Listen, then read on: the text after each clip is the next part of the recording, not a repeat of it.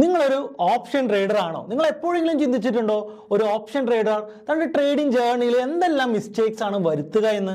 അതെ, ഒരു successful option trader ആകുന്നത് എങ്ങനെയാണെന്ന് നമുക്ക് മനസ്സിലാക്കണമെങ്കിൽ ഈ മിസ്റ്റേക്കുകൾ നമ്മൾ ജസ്റ്റ് ഒന്ന് അവോയ്ഡ് ചെയ്താൽ മാത്രം മതി. അപ്പോൾ ഇന്നത്തെ വീഡിയോയിൽ നമ്മൾ ഡിസ്കസ് ചെയ്യാനായിട്ട് പോകുന്നത് ഓപ്ഷൻ ട്രേഡിംഗിൽ നമ്മൾ റെഗുലർ ആയിട്ട് വരുത്തുന്ന മിസ്റ്റേക്കുകൾ എന്തെല്ലാമാണെന്നാണ്. ഞാൻ സുനിൽ മത്തായി, ഒരു പ്രൊഫഷണൽ ഓപ്ഷൻ ട്രേഡറാണ്.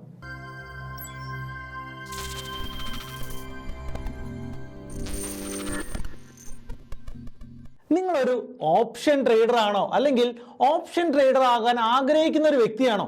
ഉറപ്പായിട്ടും നിങ്ങൾ യൂട്യൂബിലൊക്കെ ഒത്തിരി വീഡിയോസ് നിങ്ങൾ കണ്ടിട്ടുണ്ടാവും. ഒരുപക്ഷെ ഞാൻ തൊട്ട് മുൻപ് ചെയ്ത ട്രേഡിംഗ് ഇമോഷൻസിനെ കുറിച്ചിട്ടുള്ള വീഡിയോസും നിങ്ങൾ കണ്ടിട്ടുണ്ടാവും. അപ്പോൾ അതിൽ നിന്നൊക്കെ ഇമോഷൻസിനേക്കാൾ കൂടുതൽ നമ്മുടെ ഇമോഷൻസിനെ ബ്രേക്ക് ചെയ്യുന്ന ചില കാര്യങ്ങൾ നമ്മൾ ഓപ്ഷൻ ട്രേഡിങ്ങിൽ ചെയ്യാറുണ്ട്. ഈ കാര്യങ്ങൾ അങ്ങോട്ട് മാറ്റി നിർത്തി കഴിഞ്ഞാൽ നമുക്ക് ഓപ്ഷൻ ട്രേഡിങ്ങിൽ വിൻ ചെയ്യാനായിട്ട് സാധിക്കും. അപ്പോൾ ഈ കാര്യങ്ങൾ മാറ്റി നിർത്താൻ അത്ര എളുപ്പമല്ല എന്നുള്ളതാണ് ആദ്യം നിങ്ങൾ മനസ്സിലാക്കേണ്ടത്. അപ്പോൾ ഇമോഷൻസിൻ്റെ വീഡിയോ നിങ്ങൾ കണ്ടിട്ടില്ലെങ്കിൽ ഞാനിവിടെ ഐ ബട്ടണിൽ ഇടാം, ഒന്ന് ചെക്ക് ചെയ്യുക. അപ്പോൾ പ്രധാനമായിട്ടും 5 മിസ്റ്റേക്കുകളാണ് ഒരു ഓപ്ഷൻ ട്രേഡർ സാധാരണയായിട്ട് ക്രിയേറ്റ് ചെയ്യുന്നത്. അപ്പോൾ അതെന്തൊക്കെയാണെന്നാണ് ഞാൻ നോക്കുന്നത്. അപ്പോൾ ഇത് മനസ്സിലാക്കുന്നതിന് വേണ്ടിയിട്ട് നമ്മൾ ഒത്തിരി പ്രധാനപ്പെട്ട പല കാര്യങ്ങളും നമ്മൾ ഇതിനു വേണ്ടി റെഫർ ചെയ്തിട്ടുണ്ട്, അല്ലേ? അപ്പോൾ അതിൽ നിന്നാണ് ഈ ഒരു 5 കാര്യത്തിലോട്ട് ഞാൻ എത്തുകയും ഈ ഒരു 5 കാര്യം ശ്രദ്ധിച്ചാൽ നമുക്കൊരു സക്സസ്ഫുൾ ഓപ്ഷൻ ട്രേഡർ ആകാനായിട്ട് സാധിക്കും എന്നുള്ള നിഗമനത്തിലോട്ട് എത്തിയതും. ഇതിൽ ആദ്യത്തെ കാര്യം എന്ന് പറയുന്നത്, ഒത്തിരി ആൾക്കാർ ഓപ്ഷൻ ട്രേഡ് ചെയ്യുന്നത് കൃത്യമായിട്ടുള്ള ബേസിക് കൺസെപ്റ്റുകൾ കൃത്യമായിട്ട് മനസ്സിലാക്കാതെയാണ്.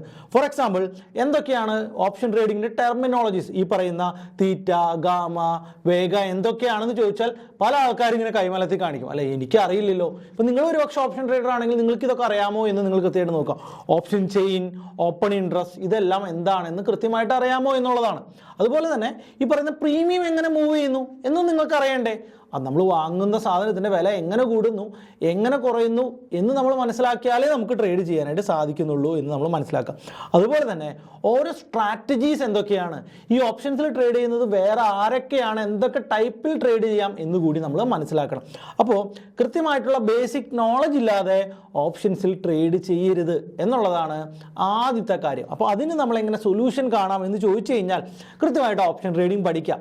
യൂട്യൂബിലൊക്കെ നമ്മൾ ഓപ്ഷൻ ട്രേഡിങ്സിനെ കുറിച്ച് പഠിക്കുന്ന വളരെ ഡീറ്റെയിൽ ആയിട്ടുള്ള സീരീസ് നമ്മൾ ചെയ്തിട്ടുണ്ട്, നിങ്ങൾക്കത് കണ്ട് പഠിക്കാവുന്നതാണ്. അല്ലെങ്കിൽ നിങ്ങൾക്ക് ഓപ്ഷൻ ട്രേഡിംഗ് നന്നായിട്ട് പഠിപ്പിക്കുന്ന ഏതെങ്കിലും ഒരു സ്ഥലത്ത് പോയിട്ട് ഓഫ്ലൈനായിട്ടോ ഓൺലൈനായിട്ടോ ഓപ്ഷൻ ട്രേഡിങ്ങിൻ്റെ ബേസിക്സ്, ഇപ്പം ഞാൻ പറയുന്ന അഡ്വാൻസ് സ്ട്രാറ്റജീസോ ടെക്നിക്സോ ഒന്നുമല്ല, വളരെ കൃത്യമായിട്ടുള്ള ബേസിക്സ്, എന്താണ് ഓപ്ഷൻസ്, എന്താണ് തീറ്റ, എന്താണ് ഡി കെ എന്നൊക്കെ കൃത്യമായിട്ട് പഠിക്കാൻ സാധിക്കുന്ന ഒരു സ്ഥലത്ത് പോയിട്ട് നിങ്ങൾക്ക് അത് വളരെ കൃത്യമായിട്ട് പഠിക്കുക എന്നുള്ളതാണ് ആദ്യത്തെ കാര്യം. അല്ലെങ്കിൽ യൂട്യൂബിൽ ഒത്തിരി സമയം എടുത്തിട്ട് വളരെ ക്ലാരിറ്റിയോട് കൂടിയ ഒരു ക്ലിയർ കട്ട് വ്യൂ നിങ്ങൾ ഉണ്ടാക്കിയെടുക്കണം എന്താണ് ഓപ്ഷൻസ് എന്നുള്ളതിനെ കുറിച്ച്. നിങ്ങൾക്ക് ട്രേഡ് ടോക്സിൻ്റെ കോഴ്സ് നിങ്ങൾ ചൂസ് ചെയ്യാം.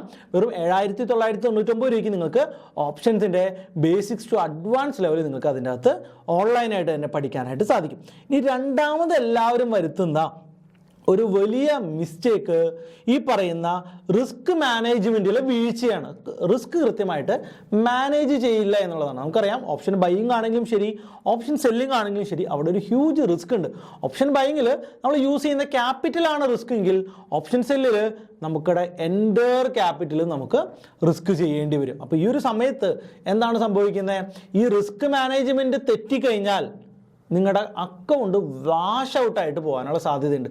ഞാൻ സംസാരിക്കുന്ന പല ഓപ്ഷൻ ട്രേഡേഴ്സും എൻ്റെ അടുത്ത് പറയാറുണ്ട്, സുനിൽ എൻ്റെ അക്കൗണ്ട് ഒരു 3 പ്രാവശ്യം ഫുള്ളായിട്ട് വാഷ് ഔട്ടായി, അതിനുശേഷം ഞാൻ വീണ്ടും ക്യാപിറ്റൽ റൈസ് ചെയ്ത് ട്രേഡ് ചെയ്ത് കഴിഞ്ഞപ്പോഴാണ് ഞാൻ പ്രോഫിറ്റബിൾ ആയത്.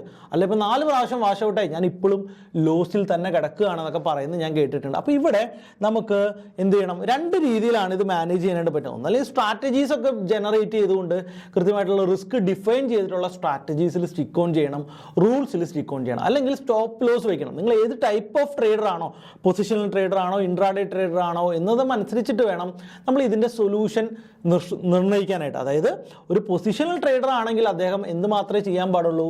കൃത്യമായിട്ടുള്ള ഓപ്ഷൻ സെല്ലിംഗ് സ്ട്രാറ്റജീസ് വെച്ചുകൊണ്ട് കൃത്യമായിട്ട് റിസ്കിനെ ഡിഫൈൻ ചെയ്യുന്ന സ്ട്രാറ്റജീസ് മാത്രം ചെയ്തിട്ടേ മുന്നോട്ട് പോകാൻ പാടുള്ളൂ. ഒരു ഇൻട്രാഡേ ട്രേഡർ ഒരു ഓപ്ഷൻ ബയറോ ഓപ്ഷൻ സെല്ലറോ ഒക്കെ ആണെങ്കിൽ ഒരു കൃത്യമായിട്ടുള്ള ഒരു സ്റ്റോപ്പ് ലോസ് വെച്ചിട്ടോ അല്ലെങ്കിൽ ഒരു ക്യാപിറ്റൽ കൃത്യമായിട്ട് റിസ്ക് ചെയ്തിട്ടോ ഒക്കെ വേണം എന്ത് ചെയ്യാനായിട്ട് ട്രേഡ് ചെയ്യാൻ. അപ്പോൾ കൃത്യമായിട്ട് റൂൾസ് ജനറേറ്റ് ചെയ്ത് എന്തൊക്കെ വന്നാലും ആ റൂൾസിൽ സ്റ്റിക്ക് ഓൺ ചെയ്യുന്ന ഒരു രീതിയാണ് ഏറ്റവും നല്ലത്. ഇനി മൂന്നാമത്തെ ഏറ്റവും വലിയ പ്രോബ്ലം ഓവർ ട്രേഡിംഗ് ആണ്.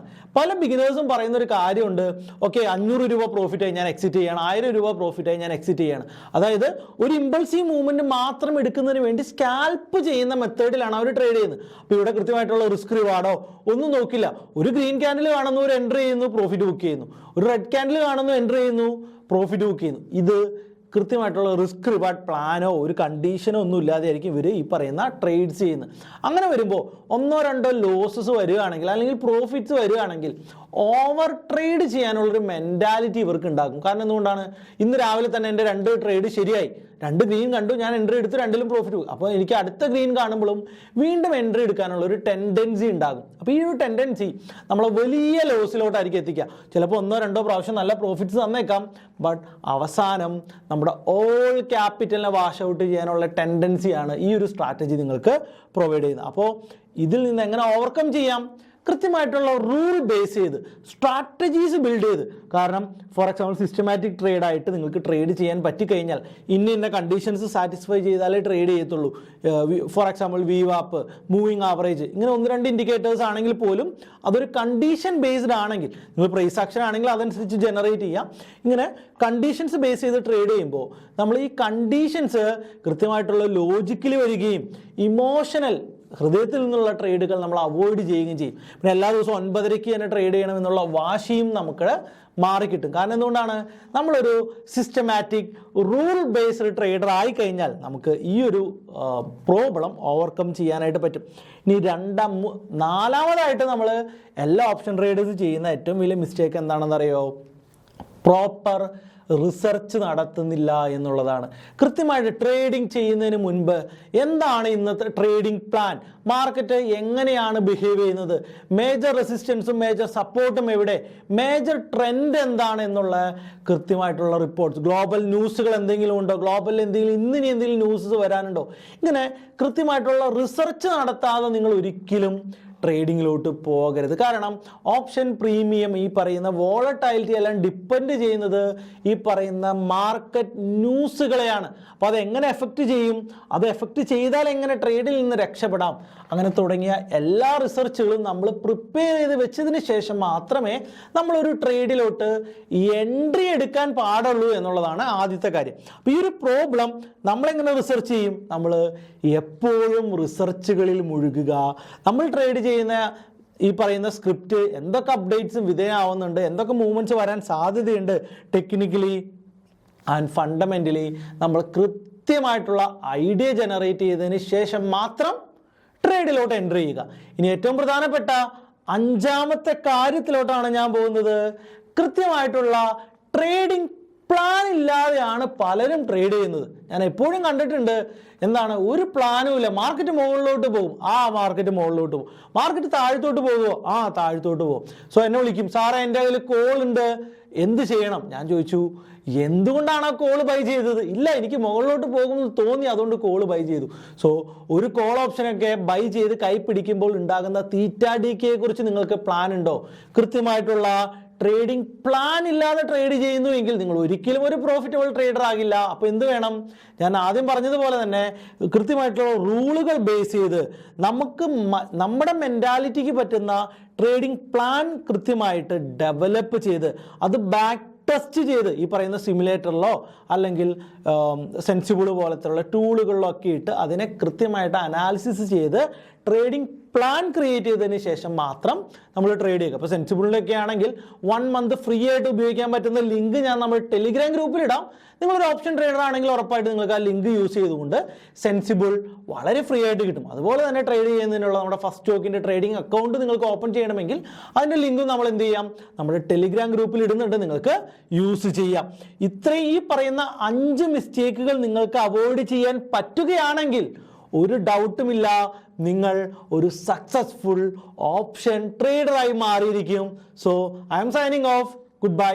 See you in next video.